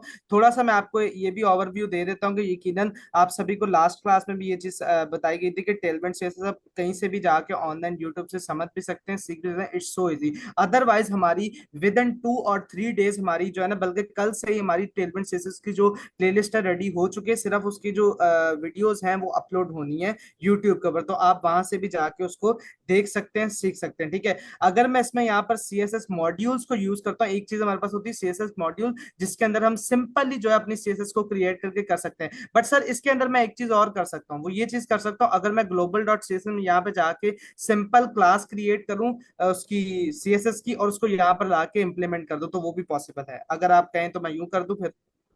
नहीं नहीं, जैसे जैसे देखें, जैसे इनको बच्चों को, स्टूडेंट्स को समझ आ जाए ना, जैसे फर्ज करें अभी स्टूडेंट्स जो हैं वो HTML CSS पढ़ रहे हैं और CSS समझ रहे हैं, अगर शारून ये अगर हो सके तो ये बहुत अच्छा हो जाएगा इनके लिए कि ये चलिए फौरन से ठीक है, पिक कर लेंगे उस चीज को। मैं ठीक थैंक यू, है, थैंक यू। हम यहाँ पे एक बनाते हैं डॉट नैप बार के नाम से क्लास बनाते हैं। ठीक है, अच्छा यकीनन आप लोग HTML वगैरह सीख रहे हैं तो आपको पता होगा कि सिंपली जब भी हम नैप बार बनाते हैं तो हम फ्लेक्स का ही प्रॉपर्टी मोस्टली यूज होती है हर ही जगह पे, तो हम यहाँ पर भी जो है डिस्प्ले फ्लेक्स करते हैं। ठीक है, और हाइट देते हैं कुछ अपने नैप बार को, समथिंग लाइक, एक सेकेंड, 64 पिक्सल कर लेते हैं हाइट को। ठीक है, और इसके अलावा हम कर लेते हैं justify content centre, align item centre. ठीक है, और उसके बाद मैं यहाँ पर जाके अपनी एक यहाँ पर एक डिव क्रिएट करता हूँ। ठीक है, डिव क्रिएट करता हूँ, और इसको जो है इसके अंदर यहाँ पर इंटीग्रेट करवाता हूँ, और यहाँ पर मैं जो जो क्लास मैंने यहाँ पर ग्लोबल डॉट सीएसएस में बनाई है उसका मैं यहाँ पर सिंपली नेम लिख दूंगा। अगर आप, अच्छा एक चीज और मैं यहीं पे एडिशनली समझाता चला जाऊं कि अगर आपको ये मतलब एक हो रही है कंफ्यूजन कि यार नॉर्मली जब हम HTML प्योर HTML में काम करते हैं तो वहां पर तो हम क्लास क्लास के नाम से लाइक करते हैं, क्लास की हमारे पास एट्रीब्यूट होता है। ठीक है, लेकिन जब हम यहाँ पर आके नेक्स्ट जेएस के अंदर रिएक्ट जेएस में काम करें तो वहां पर हम जितने भी HTML एलिमेंट्स के अंदर क्लास के एट्रीब्यूट को यूज करें वो क्लास के नाम से लूंगा, बल्कि क्लास नेम से होगा। तो उसकी वजह ये है क्योंकि जो रिएक्ट जेएस है वो बेसिकली बनी हुई है सारी ऑब्जेक्ट ओरिएंटेड प्रोग्रामिंग के ऊपर, जिसको हम कहते हैं ऊप का पैराडाइम। ठीक है, उसके ऊपर बनी, यकीनन अभी आप टाइपस्क्रिप्ट की क्लासेस में सीख भी रहे होंगे। ठीक है, तो उससे क्या होता है कि बेसिकली उस कंफ्लिक्ट से बचने के लिए कि बेसिकली आपको पता है कि उसके अंदर भी क्लासेस होती हैं। ठीक है, ऊप के अंदर से ऊप सारा बेसिक क्लासेस एंड उसके बाद आगे उसको जो फर्दर प्रिंसिपल्स होते हैं उस पर बेस करता है। ठीक है, तो उस कंफ्लिक्ट से बचने के लिए रेक्ट ने जो है एक ये चीज कह लें कि इंट्रोड्यूस करवा दी कि हम कभी भी HTML एलिमेंट में अब आइंदा से क्लास का एट्रीब्यूट नहीं रखेंगे, बल्कि क्लास नेम के नाम से एट्रीब्यूट का होगा। तो बाकी बेसिकली ये same as it is class की तरह ही काम करता है, क्लास के एट्रीब्यूट की तरह ही काम करता है, बस सिर्फ नेम के अंदर डिफरेंस है कि इसका नाम है क्लास नेम, दैट्स इट।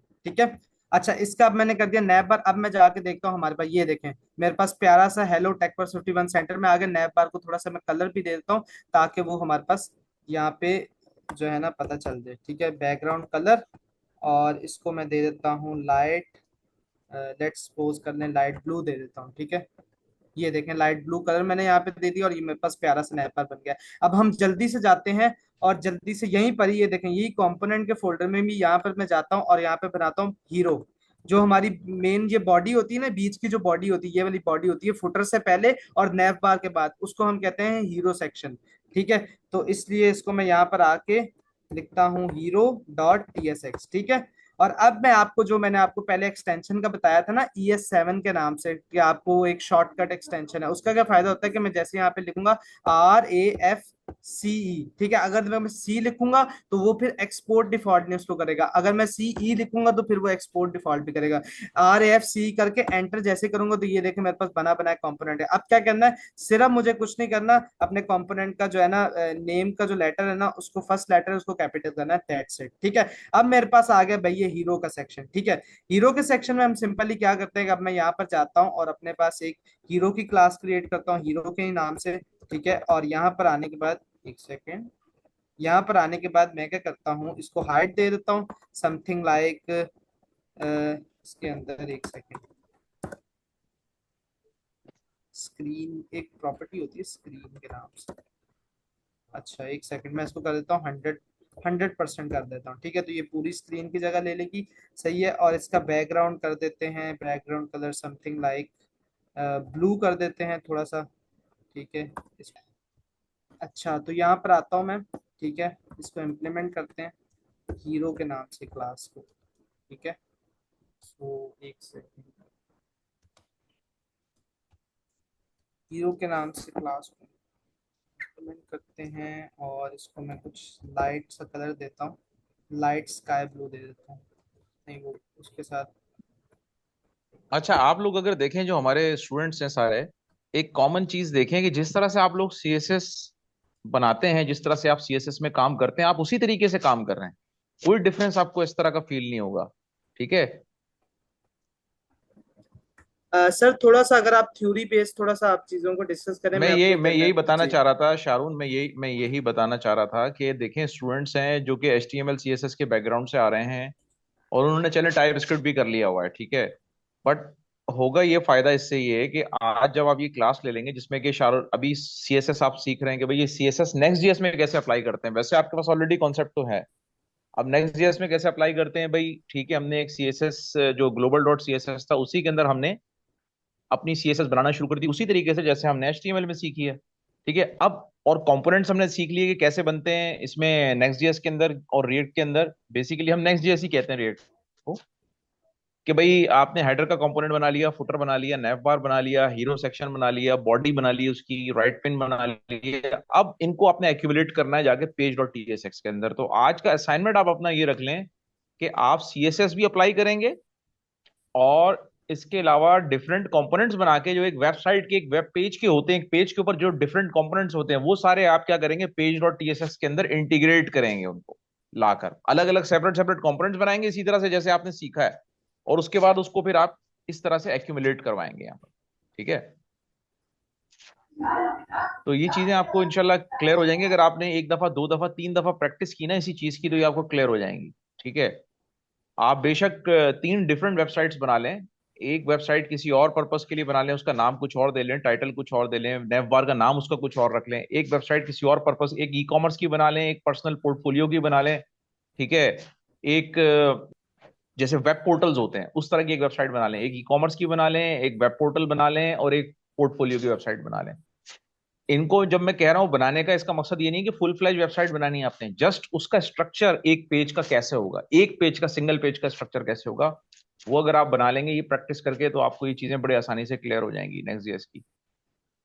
तो ये है कि नेक्स्ट जेएस में और जो टाइप स्क्रिप्ट है उसमें फर्क क्या है, और रिएक्ट में फर्क ये है कि नेक्स्ट जेएस जो है वो आपको फ्रंट एंड प्रोग्रामिंग यानी फ्रंट एंड डेवलपमेंट के जो फीचर्स हैं वो भी देता है, और बैक एंड डेवलपमेंट की सर्विसेज भी आपको देता है। पहले क्या था कि आप रिएक्ट को यूज करते थे, जो कि एक लाइब्रेरी थी फ्रंट एंड की, सिर्फ फ्रंट एंड की डेवलपमेंट के लिए रिएक्ट को। रिएक्ट के पास कोई बैक एंड डेवलपमेंट का मैकेनिज्म नहीं था।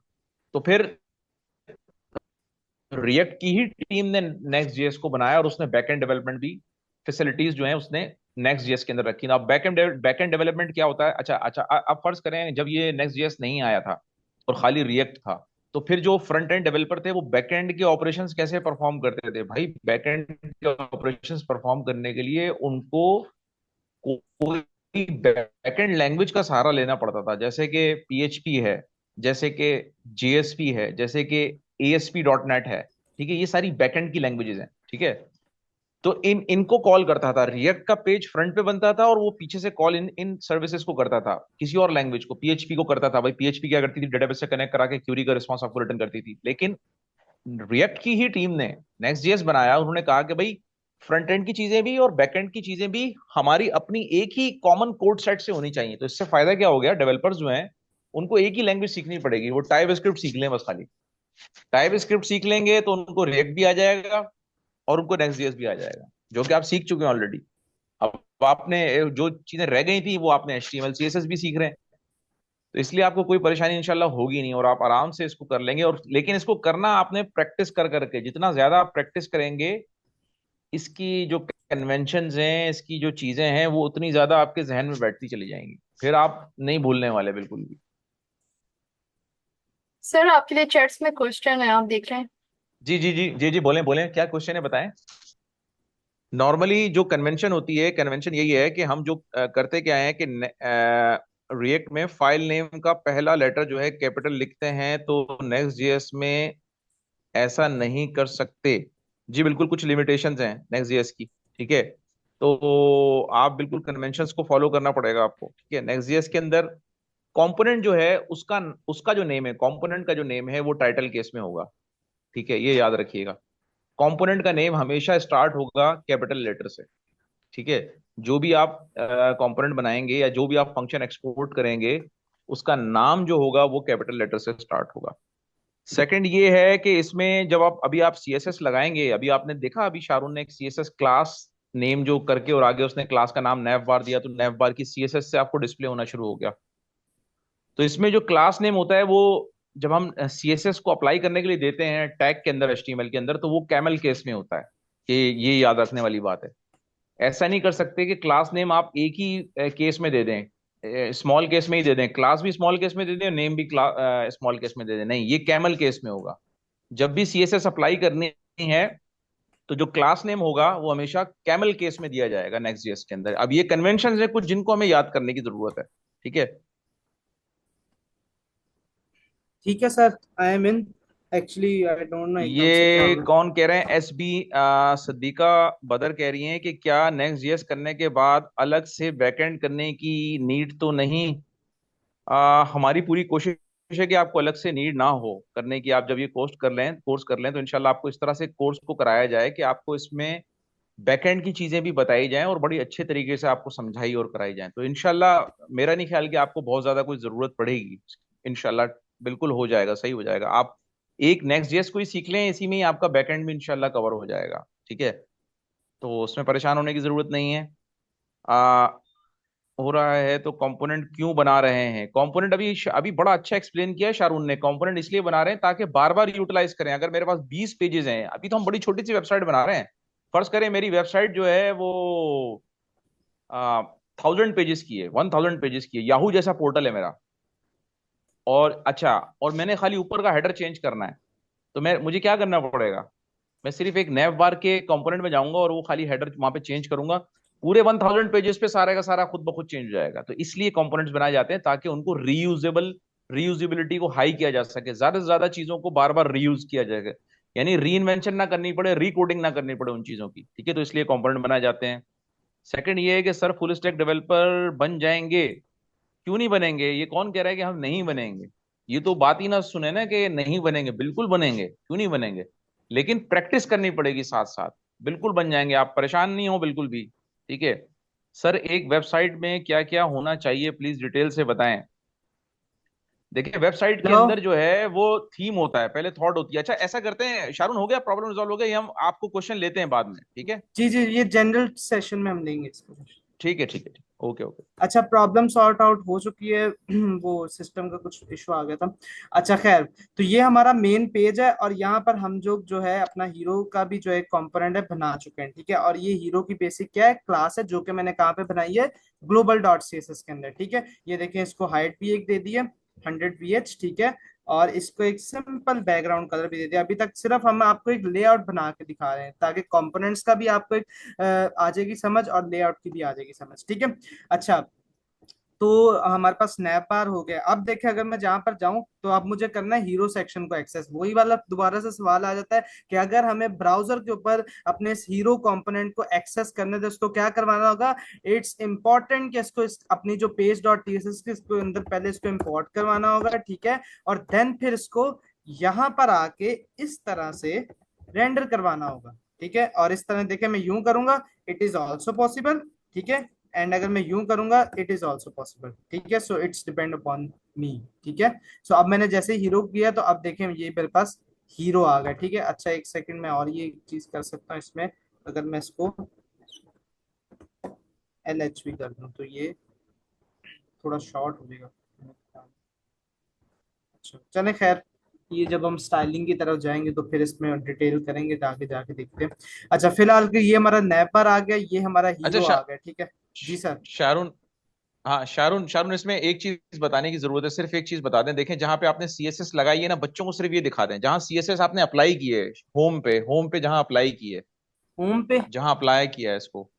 अच्छा, अप्लाई किया। हाँ जी, पेज डॉट टीएसएक्स में, एग्जैक्टली पेज डॉट टीएसएक्स में इनको ये बता दें कि सीएसएस को आपने लगाना कैसे, कॉल कहाँ पे करना है। सॉरी, नेव नेव बार में किया आपने, सॉरी सॉरी, नेव बार जी में किया, जी सॉरी। सर। नेव बार नैब में बार जहां पे। अप्लाई किया है, क्लास नेम देके। जी जी, एग्जैक्टली यहाँ पे सिर्फ शारून ये बता दें कि देखें आपने जब सीएसएस को कॉल करना है, किसी भी टैग के ऊपर लगाना है अपने कंपोनेंट में, तो ये कैमल केस में नाम होगा क्लास नेम, एक साथ नहीं होगा। ये कन्वेंशन है, वरना वो सीएसएस अप्लाई नहीं होगी। शारून ये जरा हाईलाइट करके बता दीजिएगा इनको।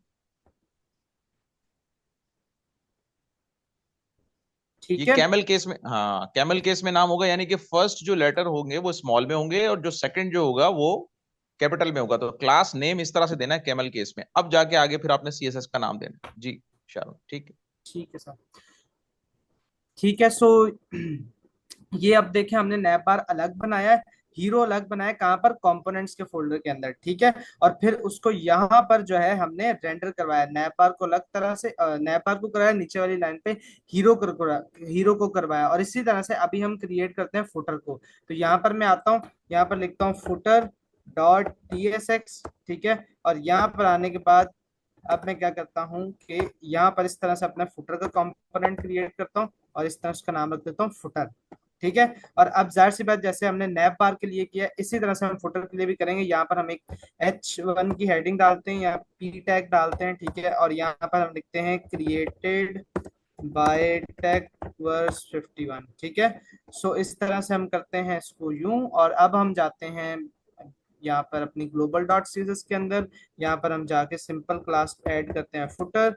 और इसको वही सेम जो प्रॉपर्टीज हमने यहाँ पर अप्लाई की हैं, यही प्रॉपर्टीज हम अपने फुटर को भी दे देते हैं, ठीक है।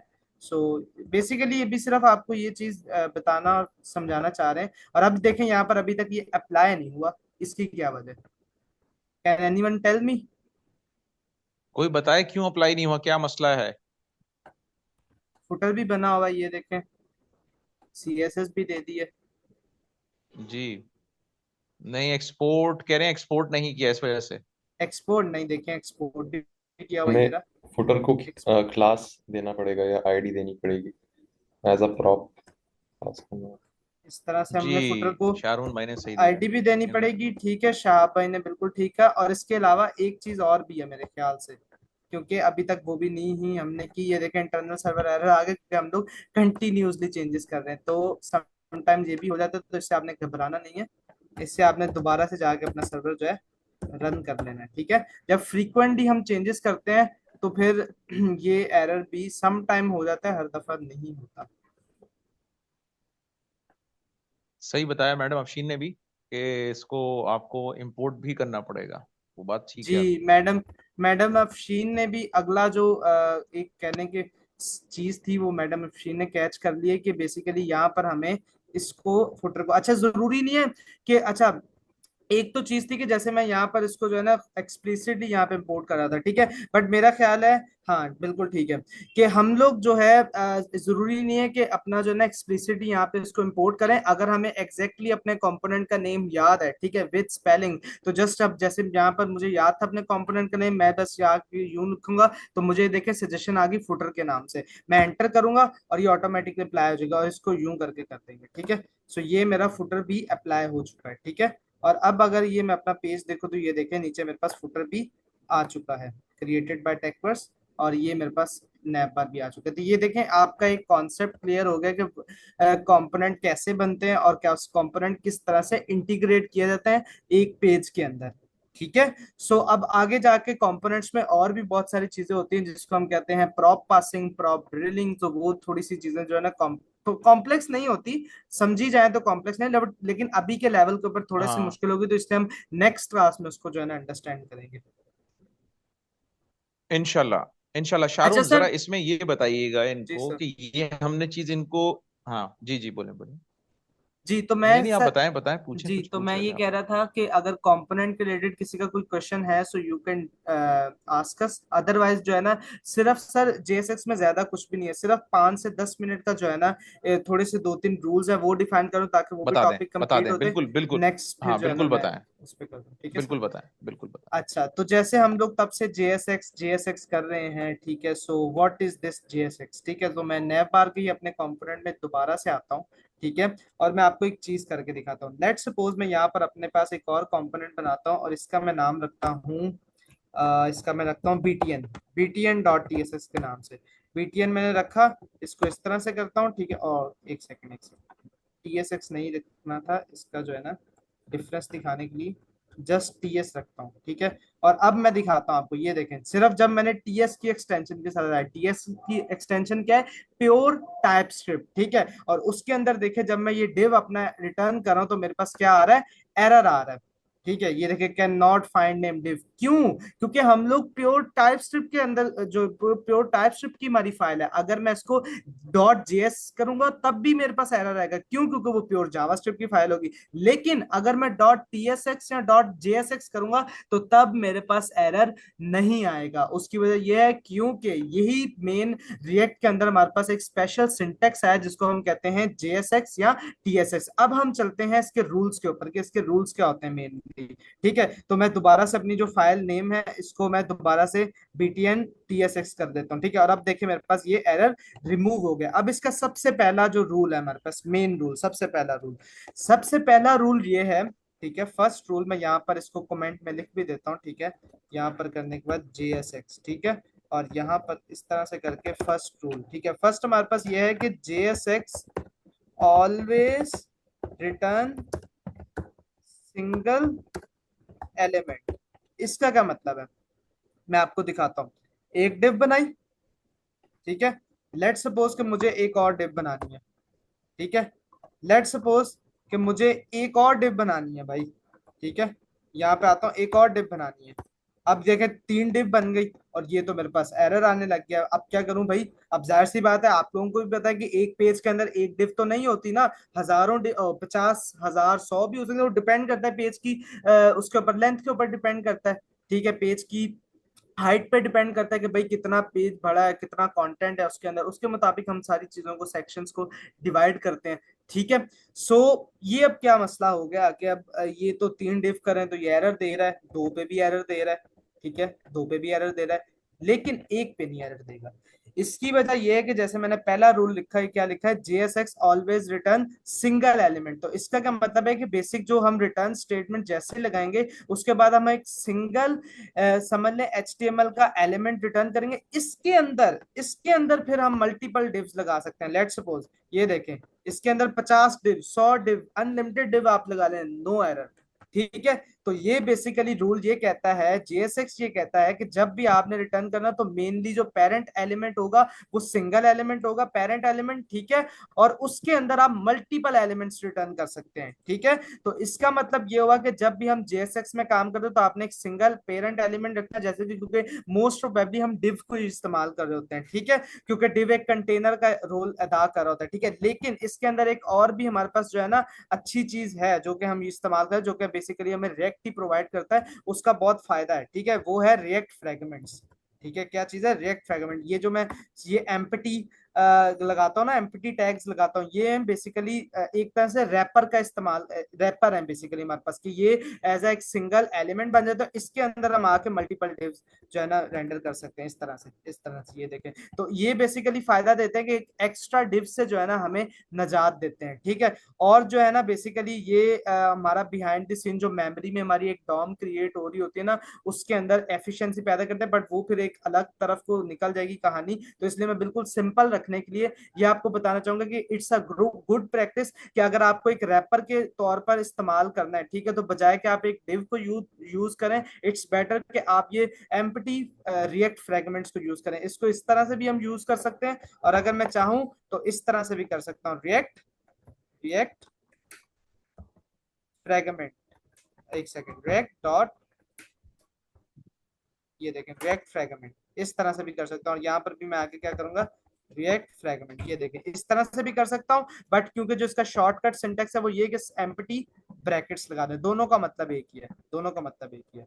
ठीक है। सो पहला रूल क्या है कि भाई जब आपने JSX के अंदर काम करना है तो सिर्फ मेनली हमारा मेन रूट के ऊपर एक सिंगल एलिमेंट आएगा, उसके अंदर फर्दर हम मल्टीपल कर सकते हैं। ठीक है। और समटाइम जब हम पेजेस भी क्रिएट करते हैं तो एक प्रैक्टिस होती है कि हम क्या करते हैं, हर एक पेज का जो है ना एक सेक्शन में करते हैं, और फिर सेक्शन एक हमारे पास मेन कंटेनर होता है, फिर हम उसमें मल्टीपल डिव्स क्रिएट कर लेते हैं, जो चाहे वो कर सकते हैं। यहां तक अगर किसी का इस रूल पे कोई क्वेश्चन है so you can do it, otherwise we will move to another one.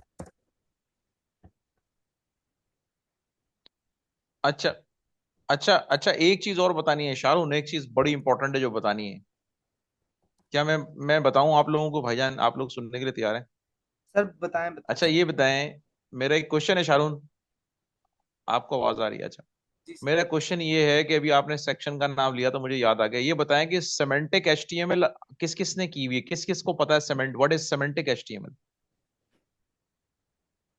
What are semantic tags in HTML? अगर आप लोगों ने एचटीएमएल पढ़ी है तो सेमेंटिक टैग्स क्या होते हैं एचटीएमएल में, पता है ना ये आप लोगों को? ये बहुत ज्यादा यूटिलाइज होंगे यहाँ पर। ठीक है, और आगे भी फ्यूचर में भी जो नेक्स्ट जीएस के पेजेस बनाएंगे और जब डेवलपमेंट करेंगे तो वहां पर बड़े एक्सटेंसिवली यूज करेंगे हम सेमेंटिक स्टैक को। ठीक है, तो ये याद रखिएगा, ये जो सेक्शन है इसके अलावा और भी जो दूसरे सेमेंटिक टैग्स हैं वो बहुत ज्यादा यूटिलाइज होंगे। ठीक है। जी सर। ठीक है शाहरुख, ठीक है। ठीक है। सो मेन पहला रूल आपको मैंने बता दिया कि ये पहला रूल है कि जब भी आपने JSX रिटर्न करना है किसी कंपोनेंट में किसी पेज के अंदर, तो उसका एक मेन पेरेंट एलिमेंट होगा, अच्छा, ये उसके अंदर। क्वेश्चन ये आया कि ये हम इंपोर्ट रिएक्ट की ये, अच्छा एक,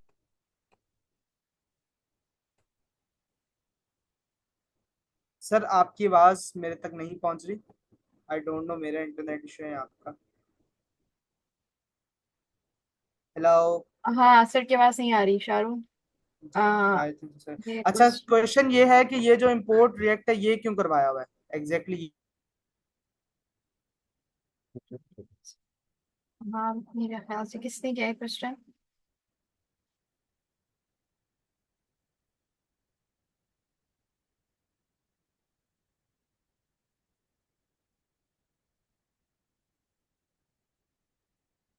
जरूरत तब पड़ती है, वो भी अब नहीं पड़ती, जब रिएक्ट का पुराना वर्जन था ना उसमें इसकी नीड होती थी, लेकिन अब जो नया वर्जन है उसमें भी नहीं पड़ती। बट ये यहाँ पर इंपोर्ट इसलिए हो रहा है क्योंकि जो हम लोग ये वाली एक्सटेंशन का इस्तेमाल कर रहे हैं ना, ये देखें मैं आपको बताता हूँ, ये जो एक्सटेंशन का इस्तेमाल कर रहे हैं RAFCE, इसके अंदर जब हम एंटर करते हैं तो ये ऑटोमेटिकली हमारे पास ये स्टेटमेंट आ जाए, हालांकि इसकी हमें नीड नहीं है, तो इसलिए अगर मैं इसको रिमूव भी कर दूं तो इट्स नॉट प्रॉब्लम। ठीक है। अच्छा इसमें एक चीज बड़ी क्लियर करें शारून भाई, जी एक सर। चीज ये क्लियरिटी की जरूरत है कि देखें रिएक्ट जो है ना, ये जो नेक्स्ट जीएस है, ये रिएक्ट की ही एक्सटेंसिबल फॉर्म है। रिएक्ट को एक्सटेंड करके वो बैकएंड तक ले गए। पहले रिएक्ट फ्रंट एंड तक था, एक लाइब्रेरी थी फ्रंट एंड की बस। अब उसको उन्होंने एक्सटेंड करते हुए उसकी फंक्शनैलिटी को बढ़ाते हुए है रिएक्ट ही, लेकिन उसको आगे कहां तक ले गए? उसको स्केलेबल करते बैकएंड तक ले गए। तो इसका मतलब है कि अब जो रिएक्ट है वो आपको बैकएंड की प्रोग्रामिंग के फीचर्स भी देता है, कि अब आपको कोई नई लैंग्वेज सीखने की जरूरत नहीं है। बैकएंड के लिए PHP सीख रहे हैं, या बैकएंड के लिए ASP.NET सीख रहे हैं, या फिर जो है ना वो जावा जावा को सीख रहे हैं, या पर्ल को सीख रहे हैं, या पाइथन को सीख रहे हैं बैकएंड के लिए, नहीं। आप नेक्स्ट जेएस से ही सारे काम या रिएक्ट से ही सारे काम अब हो जाएंगे, लेकिन उसके लिए आपको उसका स्पेशल फ्रेमवर्क जो रिएक्ट का है, जिसको हम कहते हैं कि नेक्स्ट जेएस, उसको यूटिलाइज करना पड़ेगा। ठीक है, तो ये कोई ऐसी वो बात भी नहीं है, आप रिएक्ट की चीजों को यूज कर सकते हैं नेक्स्ट जेएस में भी। ठीक है। मेनली देखें जो नेक्स्ट जेएस बना है ना वो ऑन टॉप ऑफ रिएक्ट बना है, और एक चीज मैं बता दूं कि जिस दिन रिएक्ट जेएस खत्म हुआ उस दिन नेक्स्ट जेएस भी खत्म है। ऐसा होगा नहीं, लेकिन मैं कारून भाई ये ये ये बता रहा ये अभी आपने हूँ। ये बड़ा स्टेटमेंट दे दिया सर। जी। तो बेसिकली रिएक्ट जो नेक्स्ट जेएस बना हुआ है on the top of react JS बना हुआ है, ठीक है। सो इसलिए सही। नेक्स्ट के अंदर आप रिएक्ट को भी यूज कर सकते हैं, और रिएक्ट के जो और नेक्स्ट के जो अपने फीचर है उसको भी यूज, ये सेम बिल्कुल उसी तरह से जैसे हमने जावास्क्रिप्ट और टाइपस्क्रिप्ट है कि देखें, जो टाइप जावास्क्रिप्ट है ना वो तो इटसेल्फ है ही है, लेकिन टाइपस्क्रिप्ट क्या है कि टाइपस्क्रिप्ट जावास्क्रिप्ट का एक क्या है, सुपर सेट है, जिसके अंदर आप टाइपस्क्रिप्ट में आप क्या कर सकते हैं, जावास्क्रिप्ट को भी इस्तेमाल कर सकते हैं, और जावास्क्रिप्ट जो जो अपने फीचर है like object oriented programming, like custom types बनाना, लाइक उसके अंदर फर्दर जो जो भी फीचर्स होते हैं वो करना, वो सारी चीजें आप टाइपस्क्रिप्ट में भी कर सकते हैं, लेकिन जावास्क्रिप्ट में इसी तरह से जो काम आप नेक्स्ट के अंदर कर सकते हैं वो रिएक्ट में नहीं कर सकते, लेकिन जो काम आप रिएक्ट में कर सकते हैं वो नेक्स्ट के अंदर भी कर सकते हैं। तो इसको इस तरह से समझ लें। शारून भाई, अब यहाँ पर आप 3 असाइनमेंट्स दें इनको। जी सर। आप ये सर बताएं, एक चीज समझा रहे थे, देन फिर हम उस पर चलते हैं। चलें चलें चलें एक चलें चीज चलें सिर्फ, एक चीज, चलें चलें ठीक है। चलें। अच्छा, एक रूल तो मैंने आपको मेनली समझा दिया कि भाई जो इंपॉर्टेंट रूल है वो ये वाला रूल है कि हम जो है एक ही सिंगल पेरेंट जो है ना रिटर्न कर सकते हैं जेएसएक्स के अंदर, ठीक है, जब हम जेएसएक्स के कॉन्टेक्स्ट में रह के बात करते हैं, ठीक है। इसी तरह से एक रूल और है, एक रूल ये है कि जैसे आपको पता होगा कि एचटीएमएल में हमारे पास कुछ एलिमेंट्स होते हैं जिसको हम क्या कहते हैं, एम्प्टी एलिमेंट्स। अगर मैं यहाँ पर जाऊं और लिखूं एचटीएमएल एम्प्टी एम्प्टी एलिमेंट्स कौन से होते हैं, जिनके क्लोजिंग टैग्स नहीं होते, ठीक है। वो बस उनके सिर्फ ओपनिंग टैग होते हैं, उनके क्लोजिंग टैग नहीं होते। सिर्फ मैं दिखाने के लिए आपको ये चीज कर रहा हूँ ताकि एक जो है ना सेंस क्रिएट हो जाए आप लोगों के दरमियान। देखें, जैसे कि हमारे पास ये आईएमजी का टैग है, ये क्या होता है, ये सिर्फ ओपनिंग टैग होता है, इसका क्लोजिंग टैग नहीं होता, ठीक है। लेकिन अगर मैं यही हरकत जो है टाइप स्ट्रिप, ओ सॉरी, रिएक्ट में या नेक्स्ट जेएस के ये जो जेएसएक्स का सिंटेक्स है इसमें अगर रह के करूं, तो क्या ये मेरी हरकत कबूल होगी? तो मैं करके देखता हूँ। अब देखें, एक तो चीजें ये ऑटोमेटिकली कर देता है काम, लेकिन अगर देखें अब मैंने जैसे यहाँ पे सिंगल एम्प्टी एलिमेंट इमेज का रखा और मेरे पास एरर आने लग गया। एरर ये आ रहा है, ये देखिए, अगर मैं इस पे हॉवर भी करूं तो ये देखिए क्लियर क्लियर लिखा हुआ है, क्या लिखा हुआ है, JSX element image has no corresponding closing tag. So इसका मतलब है कोई भी एलिमेंट लगाना है उसका लाजमी है कि क्लोजिंग टैग होना चाहिए। अब वो डिपेंड करता है, उसके दो तरह के सिंटेक्स हैं। एक सिंटेक्स तो ये है कि सिंपल आप इस तरह से करके उसको क्लोज कर दें, दूसरा सिंटेक्स ये है कि आप इसको अदरवाइज ये शॉर्ट हैंड प्रॉपर्टी का यूज करते हुए यहाँ पे एक स्लैश लगा दें बस। जी सर, ये दो मेन अच्छा, मैं इंपॉर्टेंट रूल्स थे। हाँ सही, नहीं नहीं, जी अच्छा सर। बताया आपने, क्योंकि वो HTML जो है ना वो तो बहुत ज्यादा लिबरल लैंग्वेज है, वो तो बिल्कुल हर एक चीज की इजाजत दे देती है, लेकिन ये भाई जरा इसमें रिस्ट्रिक्शन है नेक्स्ट.js के अंदर ना, तो जो जैसा है कन्वेंशनल उसके साथ ही हमें उस तरह से चलना पड़ता है। अच्छा, अब आप ये देखें कि शारून यहाँ पर 3 असाइनमेंट्स दें। एक जी सर। असाइनमेंट तो, अच्छा, असाइनमेंट की टाइप या उसका ऑब्जेक्टिव सेम ही है कि आपने एक वेब पेज डिजाइन करना है, सिर्फ एक वेब पेज। उसमें कोई फंक्शनैलिटी बहुत ज्यादा करने की जरूरत नहीं है कि उसके ऊपर आपने CSS को भी अप्लाई करना है, जैसा कि आज CSS को देखा आपने, और उसमें डिफरेंट कंपोनेंट्स लगाने हैं आपने, हेडर का, फुटर का, नेव बार का, ठीक है, ये सारी इस तरह से कंपोनेंट्स लगाने। और एक पोर्टफोलियो की वेबसाइट बनाए अपने, उसमें पोर्टफोलियो लिख रहे हैं अपना, ठीक है। माशाल्लाह आप लोग सारे HTML और CSS अब आप लोगों को समझ आती है, तो सिंपल कुछ नहीं करना है, HTML CSS को इस्तेमाल करना है। तो इस तरह से पोर्टफोलियो की वेबसाइट भी बनाए अपनी, एक पेज बनाए, एक पेज का पोर्टफोलियो बनाए, जिसमें हेडर फुटर नैव बार सारे वो कंपोनेंट्स की फॉर्म में इंटीग्रेट हो वहां पर आकर पेज डॉट TSX में। दूसरी बनाए एक जैसे वेब पोर्टल होता है ना, जैसे कि न्यूज का पोर्टल, जैसे BBC.com का न्यूज पोर्टल है, आपने देखा है, उस तरह का एक बना के देखें, ठीक है। एक बनाए आप ई कॉमर्स टाइप का पोर्टल, ठीक है, जैसे कि Amazon है। सिर्फ एक पेज बनाना है, मैं फिर कह रहा हूँ फंक्शनैलिटी नहीं बनानी, एक पेज बनाना है जो कि उस तरह का सिमिलर लगे, लेकिन उसमें आपने जो फ्लो यूज करना है वो फ्लो पैटर्न वही यूज करना है जो आज शारून ने एक्सप्लेन किया है नेक्स्ट.js का, कि कंपोनेंट्स अलग अलग बनाने हैं, और आपने फुटर अलग बनाना है, लेफ्ट लेफ्ट पेन को अलग बनाना है, राइट पेन को अलग बनाना है, ठीक है। तो इस तरह से प्रैक्टिस करें, कम से कम 3 वेबसाइट्स बनाएं, तो आप खुद देखेंगे कि आपको ये समझ आ जाएगा इसका इसका है फ्लो क्या, ठीक है। अच्छा, इसके अलावा जैसे मैंने स्टार्टिंग में बात की थी कि हम एक प्रोजेक्ट को भी लेके चलेंगे, ठीक है। सो अभी तो आज तो नहीं मैंने शुरू कराया, देखें अभी एक दो क्लास लगेंगी, थोड़े आपके कॉन्सेप्ट क्लियर हो जाए, मेन फंडामेंटल्स, क्योंकि ये सारे बेसिक कॉन्सेप्ट है रिएक्ट के। लेकिन जैसा कि हमने आपसे एक वादा किया था कि हम आपको रिएक्ट भी नेक्स्ट जेस के अंदर रहते हुए हम आपको समझाएंगे, तो इस टाइम समझने कंपोनेंट्स, प्रॉप पासिंग और ये जेएसएक्स, ये सारे रिएक्ट के बेसिक फंडामेंटल्स हैं। लेकिन अभी क्योंकि हम लोगों ने कहा है तो हम करवाएंगे आपको, ठीक है। तो इसलिए वो हम चीजें कवर कर रहे हैं, जैसे वो चीजें कवर होंगी फिर जब आपको अंडरस्टैंडिंग होगी कि भाई कंपोनेंट क्या होते हैं, इनमें प्रॉप कैसे पासिंग होती है, सीएसएस कैसे इंप्लीमेंट होती है, बेसिकली टेलविंड सीएसएस कैसे इंप्लीमेंट, तो फिर हम एक ये हमारे पास प्रोजेक्ट है जो कि एक पोर्टफोलियो प्रोजेक्ट की है, प्रॉपर एक फिग्मा फाइल है, ठीक है। तो इसके ऊपर हम काम करेंगे, ठीक है। अब ये गुड, फिग्मा फाइल वेरी क्या गुड। होती है, सारी चीजें क्या होती हैं, ये हम जो है लेटर जब इस पे काम स्टार्ट करेंगे तो फिर मैं आपको ये भी सारी चीजें बताऊंगा कि जब आपको क्लाइंट प्रोजेक्ट देता है तो किस फॉर्मेट पे आपके पास प्रोजेक्ट होता है, किस तरह से फिर उसको आपको क्रिएट करना होता है, ठीक है। देखें, सबसे अच्छी बात ये जो शारून आपने जो बताई ना कि इनको जब आप फिग्मा से लेके चलेंगे तो ये अपना समझ लें कि इनको यूएक्स के कॉन्सेप्ट भी आना शुरू हो जाएंगे, यूजर एक्सपीरियंस के और यूआई डिजाइन के कॉन्सेप्ट भी आना शुरू हो जाएंगे, ठीक है। Yes sir. और उसको लेते हुए जब ये जाएंगे तो ये बहुत अच्छा इनके लिए हो जाएगा कि एक जिसे कह रहे थे ना कि फुल स्टैक डेवलपमेंट चाहिए, तो ये वो चीज बड़ी अच्छी हो जाएगी। तो इसमें और लोग भी पार्टिसिपेट कर सकते हैं, अगर फिग्मा किसी और को भी आता है तो वो शारून की असिस्टेंस के लिए और लोग भी पार्टिसिपेट कर सकते हैं, ठीक है। ये सबको मैं कह रहा हूं कि भाई आप लोगों को जो भी स्किल आती है वो बताइए जरूर, हमारी मैनेजमेंट को बताएं, हम बिल्कुल उसको उसके स्पेशल लेक्चर रखवाएंगे और वो लोगों तक पहुंचाएंगे हम ये स्किल्स, ठीक है। ठीक है अच्छा, सर, तो मैं, जी अगर सर, कोई क्वेश्चन नहीं है तो फिर हम इसको स्टॉप करते हैं। रिलेटेड टू टॉपिक कोई क्वेश्चन नहीं है तो हम स्टॉप करके फिर आपके थोड़े से जनरल क्वेश्चन को ले लेते आई हैं, हैव अ देन क्वेश्चन, फिर। मारूफ कुरैशी का क्वेश्चन है, why should we use uh, semantic elements, why not div? If I want to make a nav bar, we can make it through div, but why should we? अच्छा, nav tag, why should we special? अच्छा अच्छा भाईजान, इसमें बात ये अपना मारूफ भाई, इसमें होता ये है कि सेमेंटिक्स को पहले तो समझ लें कि सेमेंटिक्स होते क्या हैं। जब मैं सेमेंटिक की बात करता हूं इसका मतलब ये है कि मेरे पास एग्जैक्ट नॉलेज नहीं है, मेरे पास जस्ट एक समरी है, ठीक है। और सेमेंटिक्स जो होते हैं ये आपकी एक्सेसिबिलिटी को बढ़ाते हैं। सिमेंटिक टैग्स अगर आप यूज करेंगे तो ये आपकी एक्सेसिबिलिटी को बढ़ाते हैं, अंडरस्टैंडिंग को बढ़ाते हैं, सर्च इंजन की अंडरस्टैंडिंग को बढ़ाते हैं। और एक्सेसिबिलिटी से मेरी मुराद ये है कि वो डिसेबल लोग, वो लोग जो कि नाबीना हैं, जो कलर ब्लाइंड हैं, जिनमें किसी भी किस्म की डिसेबिलिटी मौजूद है, तो वो भी आपकी वेबसाइट को बहुत अच्छे तरीके से एक्सेस कर सकते हैं। तो सिमेंटिक टैग्स का, ये सिमेंटिक एचटीएमएल का फायदा ये होता है, ठीक है।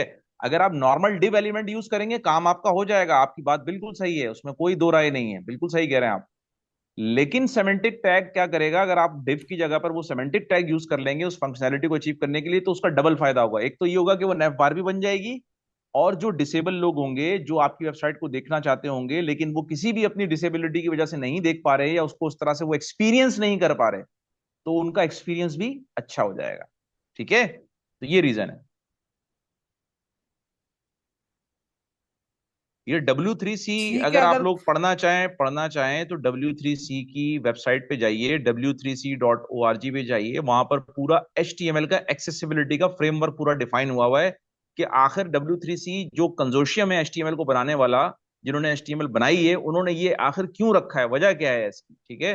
तो वो आपको ये चीजें भी समझाएंगे वहां पर, तो आपको अच्छा है, पढ़ना चाहिए, रिसर्च करनी चाहिए कि आखिर ये क्यों है। आप, मुझे बहुत अच्छा लगा आपने ये क्वेश्चन किया कि ये क्यों सिमेंटिक टैग आप यूज कर रहे हैं। आगे जाके ये अभी मुझे नहीं पता, मुझे नहीं पता, मैं सही बता रहा हूं, मुझे नहीं पता ये चीज। लेकिन एक मैं एक थॉट डेवलप कर रहा हूं, थॉट ये है, हो सकता है आगे जाके आपको एचटीएमएल में ही एआई मिल जाए, आपको कोई पर्ल लैंग्वेज यूज ना करनी पड़े, आपको कोई पाइथन ना सीखनी पड़े, आपको कुछ ना करना पड़े, आप एचटीएमएल सीएसएस में ही एआई को इंप्लीमेंट कर देंगे, इसी में आप एट्रीब्यूट बनाएंगे मॉडल्स के, ठीक है।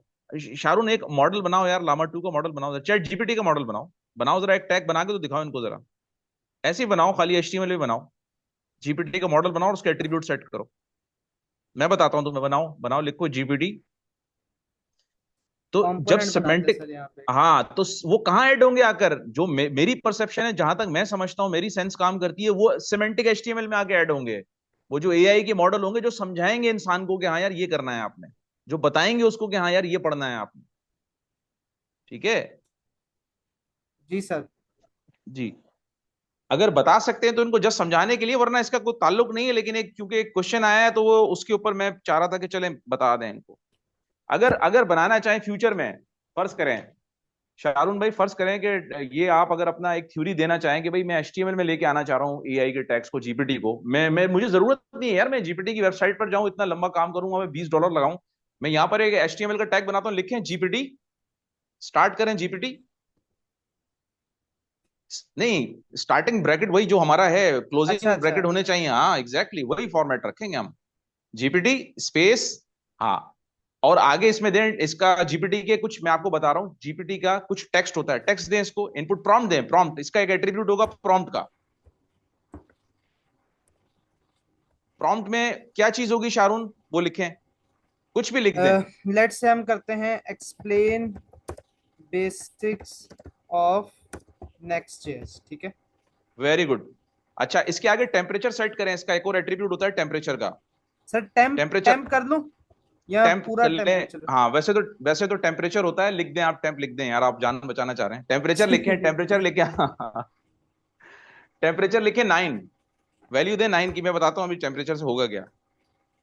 ठीक है, सही है। अब ये हमारा क्या हो गया, एक जीपीटी का मैंने टैग बनाया और वो टैग लगा दिया, और ये मैं अभी हमें मुझे नहीं पता, ये लाए नहीं है W3C वाले भाई, ये मैं वैसे बता रहा हूं कि एआई को इतना आसान कर दिया जाएगा कि ये आपके पास इस तरह से टैग्स में आ जाएगी, आपको पाइथन वाइथन सीखने की या नहीं करने की जरूरत नहीं पड़ेगी।